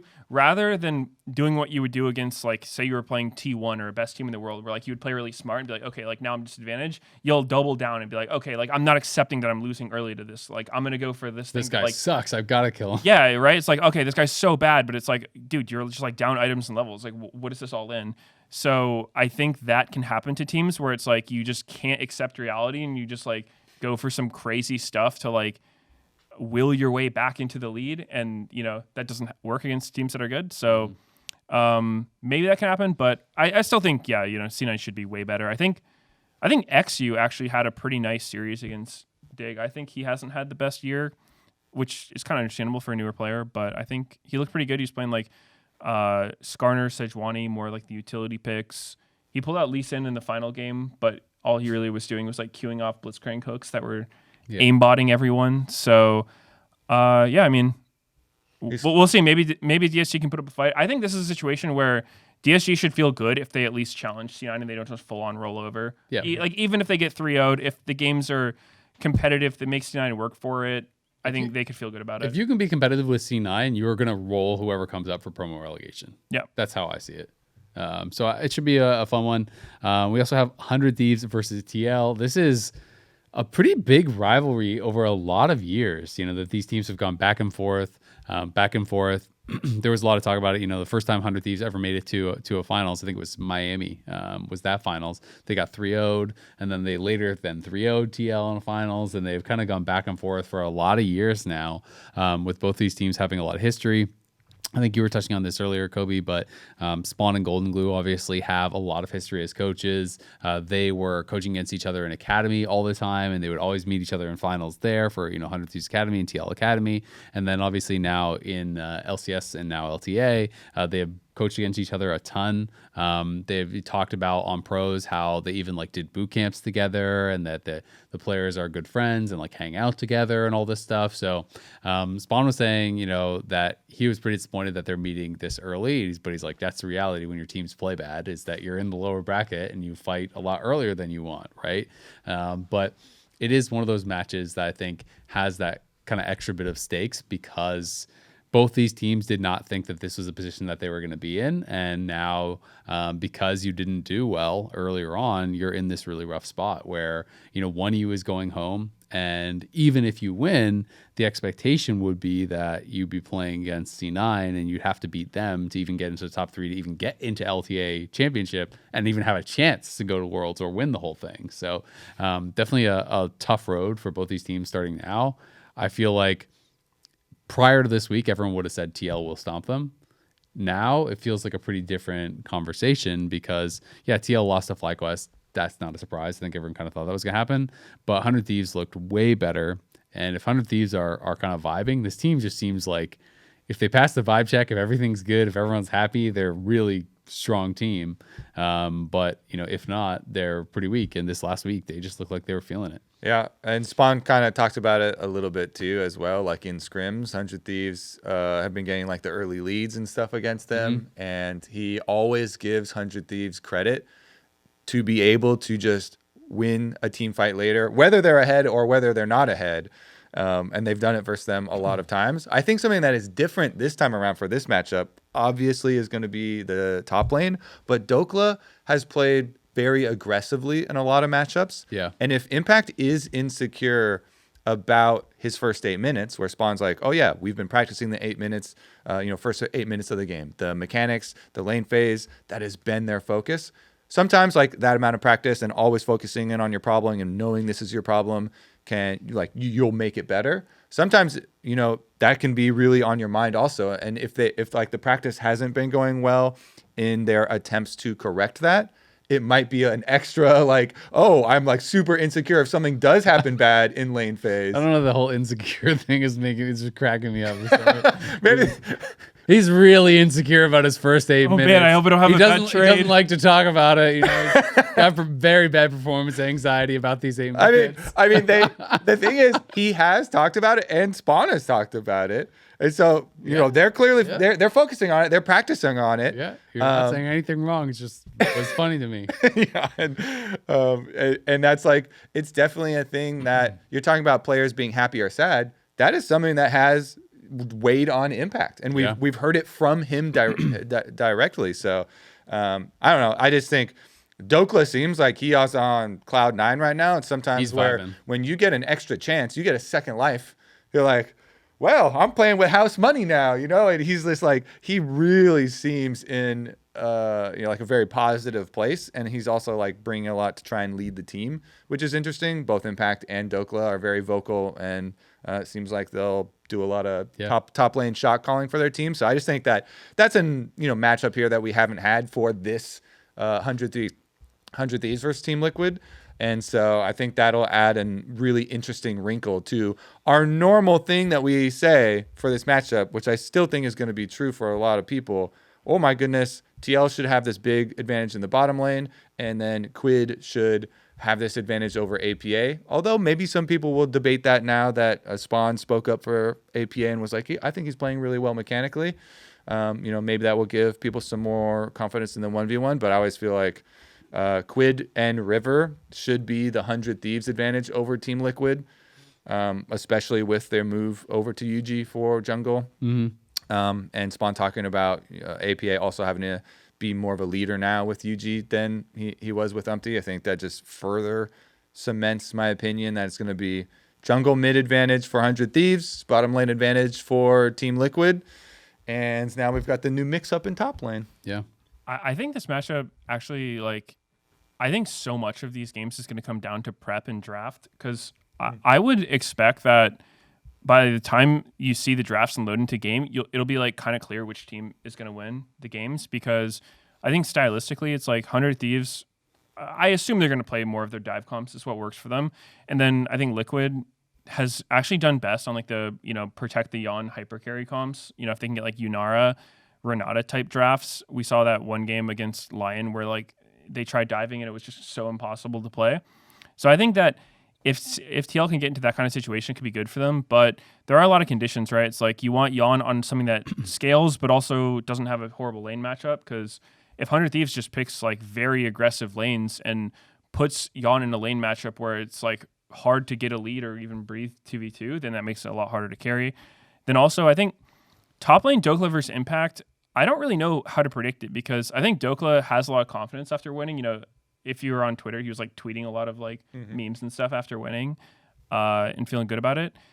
But they've been playing kind of similar champions like Rumble and tanks and whatnot. Dhokla, he has been playing aggressive, but he's not Thanatos. Yeah, I don't think he's not done it perfectly. That's he's not. I don't think he's going to turbo gap Impact or anything like that. Yeah, I think it will be kind of close. I'm not really sure who's going to win that, but I do think a lot of it's going to come down to draft and can TL come up with good responses to the aggressive dive stuff that 100 Thieves wants to do, or will they just get dizzy and 100 Thieves will be able to snowball? Yeah. I mean, it's going to be interesting. I was looking at the all-time record. Obviously, it's not necessarily indicative of how they're going to perform right now, but Impact's 14-4 against Dhokla all time, so obviously has had his number, but this is the most vulnerable Impact has kind of ever looked, and TL obviously is looking much more vulnerable as well. And, the one kind of big question for me too is, I think, what you guys are saying, it's kind of mid jungle versus bot lane, whatever makes sense. But Yone didn't even play well against FlyQuest. I didn't think he actually had a good series at all. And I thought that was going to be kind of that similar story there, where it was going to be kind of Yone core versus the world type of thing. But he was not really playing that great, I felt in that series. I don't think he was horrible or anything like that, but Yone has been such a standout for them, even in their losses, and he just kind of had a really quiet series. The first game, he was 0-2-0 on Corki. Game 2 was the one that they were massively ahead, but that was way more about APA and UG and Impact than it was about him, even in the one that they were winning the whole game and then through. He was kind of having a pretty quiet Ezreal game. And then the third game was him playing Kaisa, where that one just looked kind of unplayable, and that one looked really, really rough. But I just didn't think that Yone had a great series. I agree that draft is really important, and I'm not trying to say Yone's just washed now after one series against FlyQuest. But it did make me a little bit more concerned that I was hey, this is the first time we've seen some weakness from this point of power that we had just been counting on. It had just been a given that it's their bot lane's going to do really well, and if the rest of the map can play okay, then they kind of win.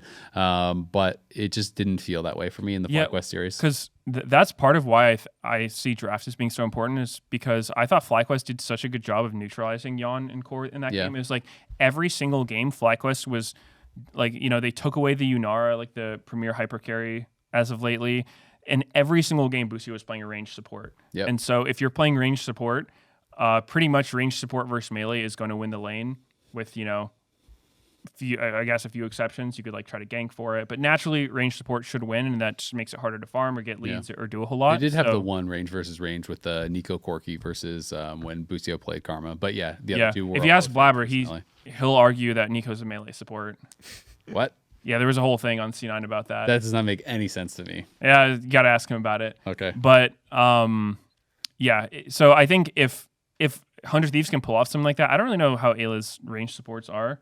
It's also, you got to be solid as a team to make that work, because Yeah. if you get ganked and die once, then it's going to be a bad time. But yeah, I think that's kind of an example of, because Yone also wasn't on. He was like Corki, Ezreal, Kai'Sa. It's like these not hard scaling champions, and even like potentially weak in lane. So it definitely shows that they have some vulnerability. But if I was TL, I would just, really double down on like, okay, like we need a good bot lane situation in these games and try to draft around that. Yeah, it's always interesting because when you go like, shore up weakness versus, bolster strength kind of thing, right? And those types of options, I do tend to agree that it's better to play heavily towards bot lane. But then if you're sending everything towards bot lane and you've put all your draft resources and everything, and your mid and your top aren't doing that well, and they're getting, counterpicked and cooked in lanes, then like you can fall apart that way too. So it is always hard, right? Of kind of walking that line of like how much is too much to give to one kind of lane, or how many eggs in one basket is okay. But I think this one is really, really interesting. I'm having trouble, I guess, knowing how much should be a prediction based off of the singular series that 100 Thieves look good in, and how much should be a prediction based off of what I've seen from 100 Thieves. Because I feel like I want to say 100 Thieves is going to win. I think that them last week, that looked like 100 Thieves that I think is just better than the current form of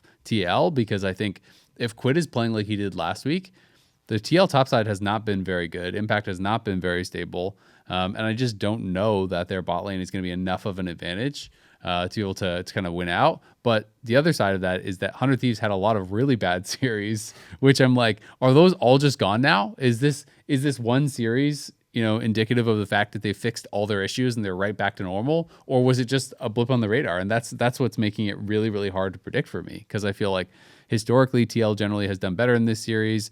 Historically, their style of kind of like more control versus the chaos of 100 Thieves has usually done well, because they don't kind of get sucked into it. But it's like, well, if Impact's not playing well and their topside's not playing that well, I don't know that the styles really matter that much. So I'm kind of feeling 100 Thieves, but I don't know if I'm just getting sucked up in the moment a bit too much. I am going to go with Team Liquid. I do think if draft is a really determining factor, I think they have they'll draft towards easier. This easier to execute. I can't even say that anymore without it being a meme now from this episode. They'll draft towards a good draft, and their opponents will draft towards a bad draft. It's actually like, guys, should we pick something horrible this game? Like, what do we want to do? Yeah, I think last game we did a good draft, so let's do a bad one this time. But literally, easier 5-on-5, basically. Whereas some meatballs and some hyper carries, the TL classic. 100 Thieves, though, they'll make these like dive or like short range, very like high damage comps like look really good, and win team fights even when they're not ahead, and not in the greatest position. But it's kind of the thing where I'm gonna bet on the consistent side. Even though 100 Thieves, I do think this is the closest series we're going to have all weekend. And I do think 100 Thieves very well could win this. I'm going to go with like the consistent, maybe slightly, I guess for my opinion, higher odds for Team Liquid. But I for sure can see it being like Legacy, Quid, and River games, and see them doing, the classic here for 100 Thieves. Where they're able to win those fights. Yeah, I mean, it's if you're going off momentum alone, I could see why 100 Thieves would look better. I think I would still go with Liquid, just because like when you're looking at strength of opponent and how they played, I think that while 100 Thieves did win, they were certainly in losing situations. I think they should have lost game 1. And I think Saint, like, honestly, he's a very good player. I think that if he was on one of the top teams, he would could easily be the best mid in the league. But I think the way he plays on LYON is just like he plays way too aggressively and he plays very disrespectfully and gets punished a ton. Like the Annie game where he blew his flash in a fight and then just like 3 times walks back to lane and instantly dies kind of deal. It's like, that's not normal thing to do, right? So I think that 100 Thieves got a lot of advantages off of Saint disrespecting them. And not to say that like they can't do that, same thing to Liquid, but I mean, Liquid lost to Fly, who I think had a really good game plan against them. So, just trying to think back to more than just the most recent games. I still think Liquid's probably a stronger team overall. Yeah. I think I wouldn't be super shocked if 100 Thieves won, but I think that, Liquid just got off like back-to-back losses with C9 and Fly, so they're going to be like pretty hungry. Yep. And should show a better showing. Should be exciting. Our upper bracket finals is also going to be Shopify versus FlyQuest. So these two teams going to be battling out. Of course, the expectation was that finally we get C9 versus Fly this split. Nope. So it's going to be Shopify versus FlyQuest. FlyQuest, I think, let's be honest, everyone's still going to think that they're the heavy favorites. But that being said, if you watch the most recent episode of Pros, all the coaches, despite them saying that they still think FlyQuest is the best team in the league right now, they were all saying they feel like FlyQuest is showing more weaknesses than they have cracks before. are showing. There's some cracks, and whether that is just like the cope of their opponents being like, yeah, we can take them down. I know that they messed this up, and how much of that is them making some mistakes more than they had in the past, I think is interesting. There was also the discussion about how it's kind of harder to play from the front of the pack, so to speak, than it is as the one chasing, because it is harder to find those obvious spots for improvement constantly when you're winning everything, right? When you are playing against better opponents and they're showing you the holes in your game, it's more obvious what you need to work on. But that being said, I still feel like FlyQuest, whether it was C9 that came through, whether it was Shopify that came through, I just find it so hard to not favor them in a series right now, because I feel like Busio and Inspired are playing insane, absolutely insane. I feel like they're playing like the two best players in the league right now. The team is super solid, and they're incredibly flexible in draft, which I just think is such an advantage, especially when you're talking about fearless best of 5. Anytime a series gets close, I feel like this is a team that is going to have edges in game 4s and game 5s, because they have such deep champion pools. When you think about not just Bwipo, but obviously Inspired can play every sort of style, and Busio is really kind of like flexing all the stuff that he likes to play as well. So I do think that's something that really works in their favor, no matter who their opponent is. I think the obvious crack to me is quad early. Quad, especially in the early stages. There have been a lot of games stacking up now. Every weekend we're like, quad had a bad game. Oh, quad here and there. And then I feel like it has hit critical mass where he has had a very decent sample size of really rough lane phases, or even sometimes it's a skirmish and then things start to go bad. He has still been able to recover.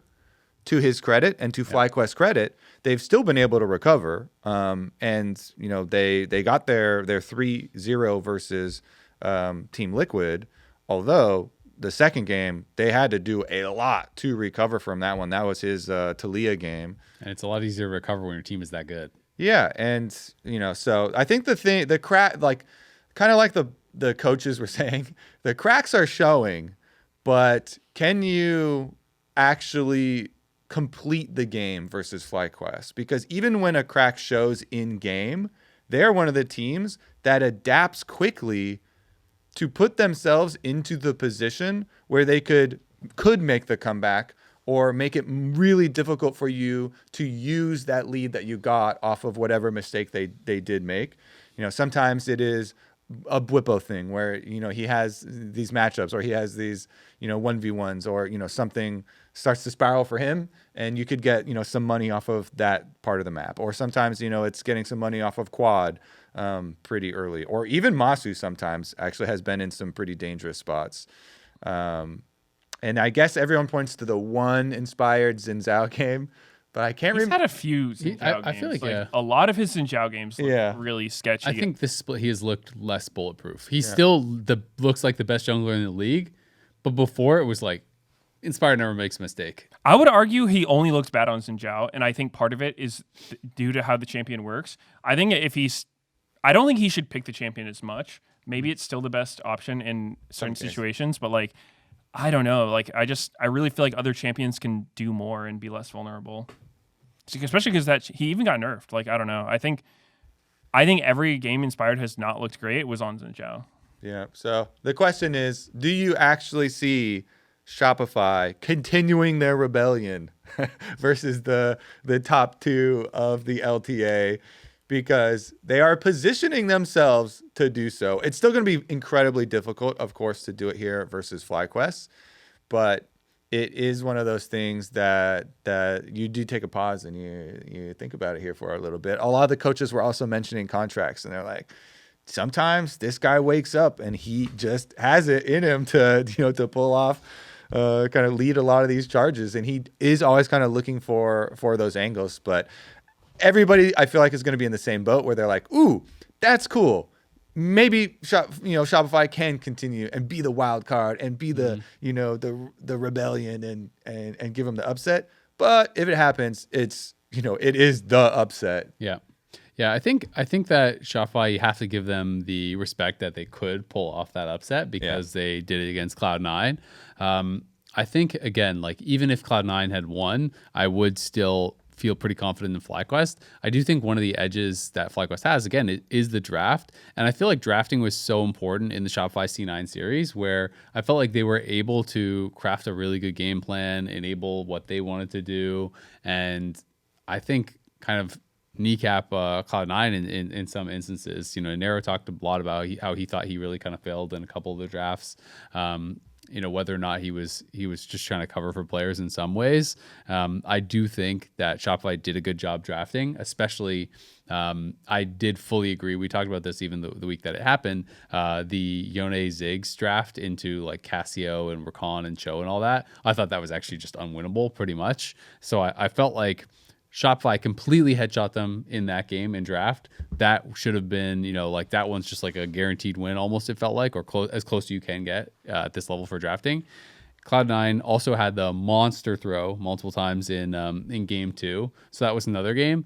I just feel like you can't count on FlyQuest doing those same kind of mistakes. I feel like FlyQuest is our team that does the best in drafting because they're the most flexible and they can, play a lot of different styles. So that is harder to get the edges in. And I also don't really think that you can count on FlyQuest to make these huge throws because they just seem to be really clutch. Like, even when they get into these bad situations, they have so many different players that seem to be able to step up and kind of dig their way out of it, that I think that makes it really, really difficult. So, Shopify obviously deserving in their win against C9, but I don't think you win those kind of games against FlyQuest. I think you kind of have to just outplay FlyQuest to beat FlyQuest, and I think that is really, really, really hard to do in a 5-game series. For sure. I think if Shopify was going to win, I think it would have to be like their soul laners just going absolutely insane, because I think Whippo and Quad both kind of look shaky at times. Like, I think Whippo lately, he's been dying a lot, which can just be a top laner thing, but some of them are like, unreasonable deaths, I would say. Like his Cassante game where he just kind of like walked up and got killed after surviving a lane swap situation. And Fudge is smurfing. I think Fudge is doing great. I really like the Cho'Gath picks. To me, he seems like a top lane that should probably be picked more, because in games where he doesn't get completely rolled early, he is so insane. Like he's just like massive tank with so much CC damage. And AoE silence is wildly OP. Yeah, I think Cho'Gath is maybe going a little under the radar, and Fudge is using it well. So, I don't know. I think it's not impossible for them to win. Maybe put Inspired on Xin Zhao. I think the bot lane is going to be pretty advantageous for FlyQuest. So I think that's probably the hardest thing to figure out for Shopify. But, not impossible. I mean, honestly, there is a decent amount of credit where Fudge's ascent to being how good he is now, he and a lot of the other players are like, and us too, we're like, well, it all happened right after he beat Whippo, even though they as a team, they lost to FlyQuest. Yeah. That was like the turning point for Fudge, and he just started playing so much better. I interviewed Thanatos, and Thanatos was like, yeah, I kind of like agreed with Whippo where Fudge was one of the bottom players, and then he has gotten so much better. And like right before their Cloud9 series for Shopify, Thanatos was like, yeah, Fudge is the top laner that I would rank number 3 right below me and Whippo. Yeah. And so like that's just where Fudge is now. He is back. He is at the top. And it kind of did all start with a lot of this grudge match versus Whippo, and Whippo just trash talking him, and Fudge basically acting through or proving it through actions how he actually I think was the better top laner in that series versus FlyQuest, even though of course Shopify ended up losing. So that like that very well could be the case here again. And so there are a lot of weapons I feel like for Shopify which makes this series super, super exciting, legitimate. Like, we should have those air horns ready for the desk again to call for upsets, because I feel like for sure Shopify are going to get at least one game. I'm going to predict 3-2 FlyQuest. Okay. I think Shopify can actually get a couple, because I think they've been doing a lot of stuff correctly. They feel like they have a good game plan for their players and how they want to play the game, which sets them up with these drafts. And then they've got a lot of weapons with contracts, with Fudge. Bottom lane sometimes has been, carrying some games as well. Palfox as well had some pop-off games. So they've got the weapons. I don't think it's going to be enough question to is, get a full best of 5. Yeah, my question with Shopify is never do they have the weapons? It's like, are they all shooting at the same time? Yeah. And are they shooting themselves or the other team? Because they are so up and down, right? And it's like Palafox can have like a horrendous game, and then he comes back and he's having a split where people are like, I don't know if Palafox is gonna be in the league next year. And then he comes in, he just has these incredible games, right? And he was playing fantastic in their last series against Cloud9. Had really, really good performances, and then contracts can just, like they say, you can turn up and just be incredible. So it's just, you never know, I think, what you're gonna get. The problem with Shopify is that it's rare for you to get that every game and every player at the same time, and I think that is really what it requires against FlyQuest. I definitely give Shopify respect that they looked really good against C9, and I feel like were I predicting them against another team, I would have a lot more faith. But I still think it's FlyQuest maybe 3-0 or 3-1. I just think FlyQuest is such a complete team, and I think that's going to be hard for Shopify to do what they did against C9.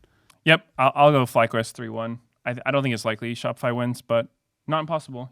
They could all show up, but I also think sometimes with these teams that like just have big upsets, it's like the next game after that, I don't think they're going to play as hard, because it's like you almost pre-celebrate for winning that crazy up. Yeah, exactly. The come down. It's like, Palafox was channeling his hate for all the casters, and like, the casters are being nice to him now. So like, what can he do?